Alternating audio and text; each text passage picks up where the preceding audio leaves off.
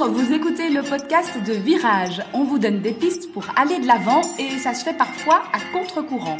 Si face à un problème, quel qu'il soit, vous vous êtes déjà dit « j'ai tout essayé, rien ne va, je ne sais plus quoi faire », alors vous êtes au bon endroit. Je suis Marina Blanchard, psychologue, formatrice et fondatrice de Virage. Mon école s'inscrit dans la lignée de celle de Palo Alto, c'est-à-dire de la thérapie brève. Et je suis Peggy Van Lierde, chef d'entreprise, journaliste et coach en développement personnel. Ensemble, nous vous proposons des réflexions pour avancer autrement. Mon collègue ne parle que de boulot. On ne parle pas ici du côté léger autour du boulot. On parle vraiment en fait du factuel, du concret, de l'action. Il travaille tout le temps. Il travaille, c'est son seul sujet de conversation. Donc on imagine la pause café éventuelle ou le temps de midi où on se retrouve entre collègues. En fait, le travail ne s'arrête pas et ça continue de parler boulot, boulot, boulot, boulot. Et finalement, les autres collègues... ils en ont un peu marre, en fait, de ne pas avoir de sas de décompression dans la journée, de ne pas avoir de moments où, en fait, on se change les idées, on parle d'autre chose. Alors, comment réagir face à un collègue qui est comme ça ? Que faire ? Lui dire ? Ne pas lui dire ? Lui dire. J'aurais tendance à dire de lui dire, effectivement. On peut d'abord... Alors peut-être que les personnes qui se retrouvent dans cette situation ont déjà essayé ça, mais évidemment d'abord on peut essayer de changer de sujet, de soi-même parler d'autre chose, d'amener... Maintenant, si ça revient tout le temps, je pense qu'à un moment, effectivement, c'est en lui disant qu'on a le plus de chances de pouvoir faire en sorte que ça change. Et en lui disant, ça peut parler en jeu, dire en fait... Moi, j'ai besoin d'une pause à midi et de parler autre chose. Oui, par exemple, oui, tout à fait. Moi, je pense que ça, c'est indispensable. Oui, plutôt que lui dire « tais-toi, tu me saoules », je pense que ça sera plus efficace d'exprimer son besoin en espérant qu'il puisse l'entendre. Parce que c'est un peu ça que si quelqu'un nous écoute ici et à ce problème-là, je pense qu'il peut se dire « oui, mais moi, je lui ai déjà dit que je voulais, mais il revient quand même, toujours au boulot, parce que c'est plus fort que lui, parce que c'est à l'intérieur de sa tête, etc. » Et donc, je pense que là, du coup, on va se retrouver dans une situation que j'ai déjà évoquée, c'est de se dire pourquoi il arrêterait d'en parler, en fait. S'il n'a pas d'inconvénient à continuer. Donc, ça veut dire qu'à un moment donné, s'il continue à en parler... Alors, moi, j'ai déjà entendu des endroits où on dit mets 5 € dans la cagnotte chaque fois qu'on en parle.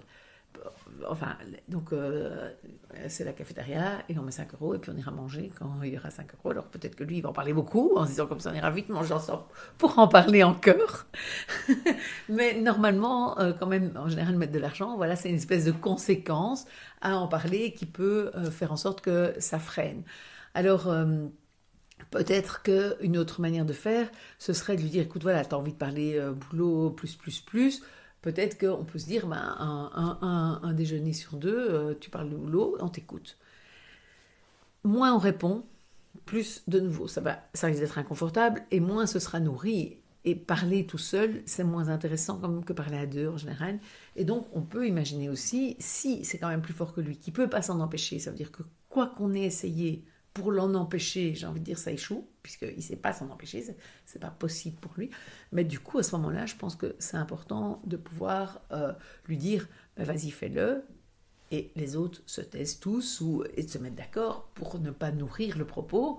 Et donc, effectivement, qu'à un moment donné, lui se lasse parce qu'il est tout seul à parler quand il parle de boulot. Mais je pense que tant qu'on n'aura pas mis des conséquences qui ne sont pas agréables pour lui, forcément, si c'est plus fort que lui, il va y aller, ça va venir tout seul et il risque effectivement de saouler ou de s'isoler. Ou alors, voilà, on peut aussi s'asseoir d'un côté de la table et se dire, on le laisse. Ou alors, on peut décider que sur la table, il y a de ce côté-là ceux qui veulent parler boulot et de ce côté-ci ceux qui ne veulent pas. Et que s'il se retrouve tout seul de son côté, se dire, voilà, on n'a rien contre toi, Paul, mais... voilà, nous on n'a pas envie de parler de boulot, donc si tu viens de t'asseoir de ce côté-ci, t'es bienvenu, on est ravis d'être avec toi, mais on ne parle pas de boulot, et sinon tu retournes là-bas. Et donc voilà, je pense qu'il y a des petites stratégies qui peuvent être mises en place, mais qui vont toujours tourner dans le sens de cette idée de conséquences à mettre, parce que c'est vrai que tant qu'il parle boulot, vous lui répondez gentiment, vous embrayez, vous essayez... Parce que parfois, ça peut arriver, on se dit, je vais vite répondre à sa question, et comme ça, après, on parlera d'autre chose. Sauf qu'après, lui, il embraye, il parle d'autre chose, il parle pas d'autre chose du tout, et il revient avec ce sujet-là. Et donc, je pense que si vous vous rendez compte que vos stratégies ne fonctionnent pas, il va falloir passer à quelque chose d'un peu plus dur. Donc, le dire, essayer de le dire, ça je pense que, voilà, en disant son besoin à soi de calme et de souffler, qui peut marcher, parce que ça peut tout à fait fonctionner. Et puis sinon, alors, être plus explicite encore avec voilà, la séparation, les 5 euros, les 10 euros, les 20 euros. Peut-être qu'il faut monter les enchères, ou que la première fois c'est 5 euros, la deuxième fois qu'on en parle le même repas c'est 10, et puis la troisième fois c'est 20, et que ça continue à être doublé, et que c'est Paul qui payera le repas de tout le monde à la fin de la semaine. Mais voilà, je pense qu'il faut aller sur une conséquence, parce que sinon il n'y a aucune raison, en tout cas, qui s'arrête. Mais en tout cas, dans les conséquences, quand je t'entends, c'est aussi le formaliser. Donc tu as dit, en parler, Oui. hein, mais deux, quand on met des conséquences, c'est quand même aussi, enfin, ne pas lâcher les conséquences comme ça qui viennent de nulle part. J'imagine, si je reprends ton exemple, on va se mettre d'un côté de la table.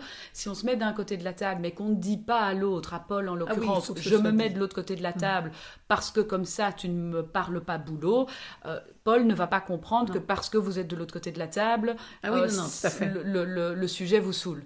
Oui, et je pense qu'il faut même lui dire, si on veut être sympa, parce que je pense qu'on a quand même envie, a priori, de garder de bonnes relations, sinon on clash tout de suite, et c'est très facile, et on l'engueule chaque fois qu'il parle de boulot.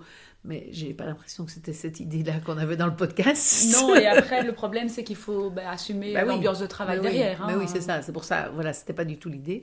Mais du coup, ce serait même de lui dire, écoute, voilà, reste de ce côté-là, comme ça tu peux parler boulot, et ceux qui ont envie de parler boulot, vous allez là-bas, et voilà, moi j'ai pas envie, donc moi je me mets de l'autre côté, et que ce soit dit même très gentiment, et que Paul se rende compte qu'il est seul, ou pas, ou il sera avec Jacques, et c'est très bien, et ils parleront de boulot à eux deux. J'ai envie de dire, moi, alors c'est plus un problème, si moi je suis alors avec Joël, et je cause avec Joël, qui elle n'a pas envie de parler de boulot, et on parle d'autre chose. Et donc je pense que c'est vraiment l'idée, ça peut être d'une idée constructive, quoi, de se dire, voilà, que chacun se mette là où il a envie d'être, en fonction du sujet duquel il veut parler. C'est pas dire à Paul, toi c'est pas bien que tu parles boulot, parce que dans l'absolu, c'est pas mal ou c'est pas bien, enfin c'est très bien de vouloir parler de son boulot, d'être passionné, d'en parler à table, pourquoi pas, mais la seule chose c'est que c'est à partir du moment où moi je me sens pas respectée, entendue, parce que moi c'est pas de ça que j'ai envie, et j'ai besoin de ma pause, quoi. Oui, et parce qu'on sait aussi que quelques idées naissent à la machine à café. Oui, en plus. Mais oui, c'est pour ça que je pense qu'il ne faut pas non plus complètement... et c'est pas du tout dans le jugement ici, c'est vraiment parce que, voilà, on avait eu cette demande-là, on est parti sur ce sujet, et je pense que c'est important de le rappeler. Voilà, moi je trouve ça très bien si Paul parle de boulot, et là le tout c'est de effectivement trouver chacun sa place, et c'est pour ça que voilà, l'idée des places à table ou dans la cafétéria peut être une manière de faire, avoir le coin où on parle de boulot, le coin où on n'en parle pas.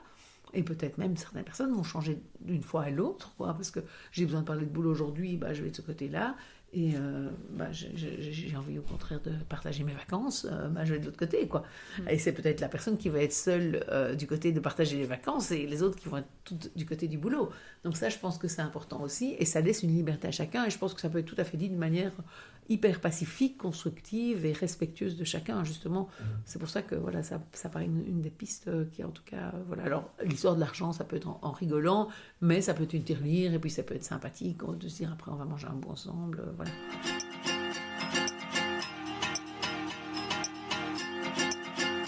Et si vous avez vous aussi des questions à nous proposer, des sujets que vous voulez développer ou entendre développer, n'hésitez pas à nous contacter via le site de Virage.